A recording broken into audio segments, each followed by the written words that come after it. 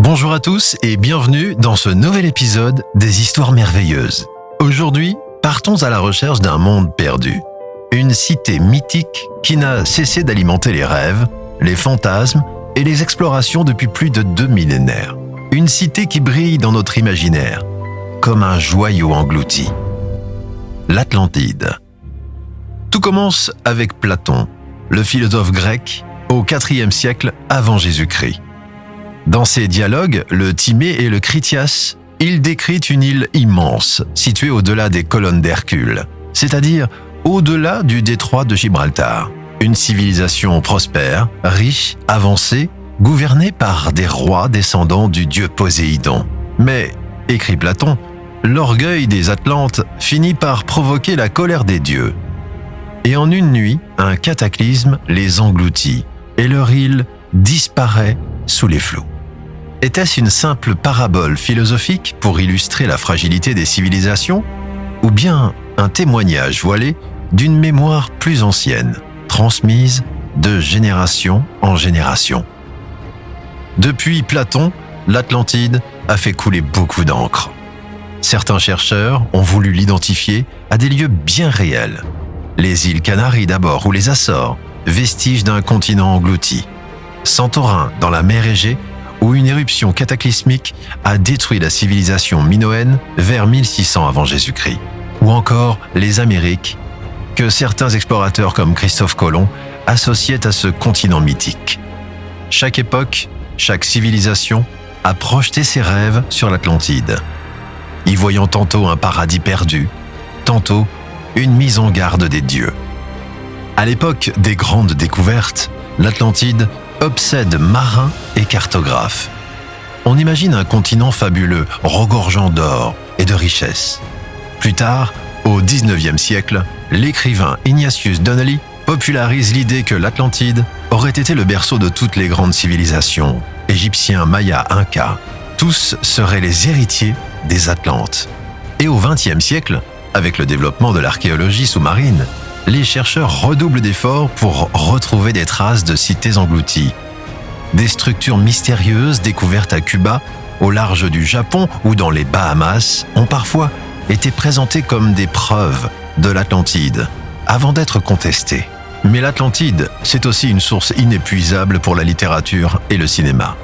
Jules Verne, dans 20 000 lieues sous les mers, fait plonger le capitaine Nemo au cœur de ces ruines mystérieuses.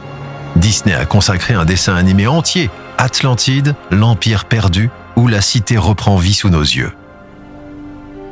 Des films, des romans de science-fiction, des bandes dessinées et même des jeux vidéo continuent d'explorer son mythe.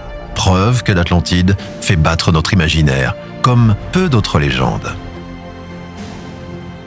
Ce qui rend l'Atlantide si fascinante, c'est qu'elle parle à toutes les cultures.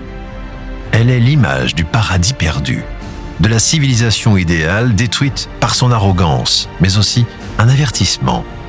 Tout ce que l'homme construit peut disparaître. Et si finalement l'Atlantide n'était pas un lieu, mais une idée, une métaphore de nos rêves, de nos peurs, de nos excès? Certaines traditions populaires ajoutent encore au mystère. On dit que les Atlantes maîtrisaient des technologies avancées capables de rivaliser avec les nôtres.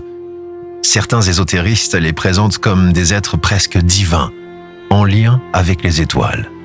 D'autres affirment que leurs survivants auraient transmis leur savoir aux civilisations antiques, expliquant par exemple la construction des pyramides.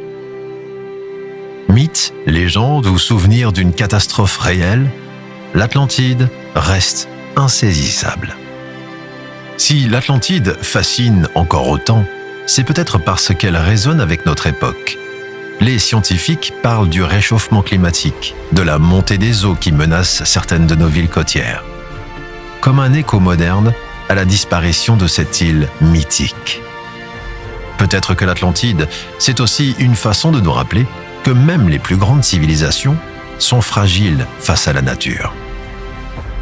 Au-delà des légendes et des recherches archéologiques, l'Atlantide est devenue un véritable personnage de la culture populaire.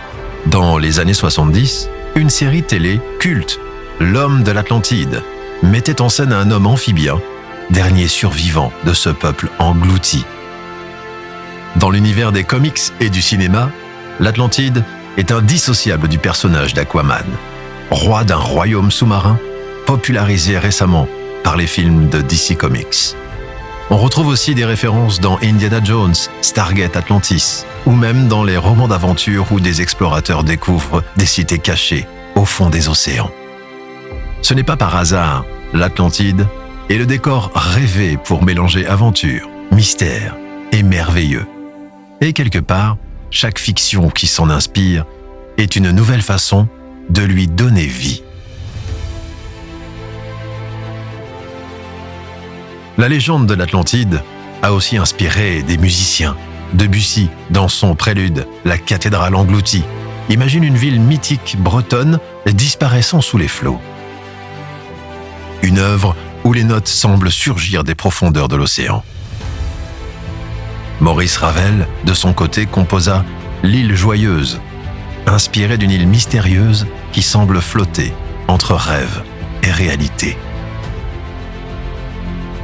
Ces pièces, souvent associées aux cités englouties, traduisent en musique le même sentiment que l'Atlantide, le merveilleux mêlé au mystère, la beauté fragile face à la puissance de la mer. Et vous alors, que pensez-vous de l'Atlantide ?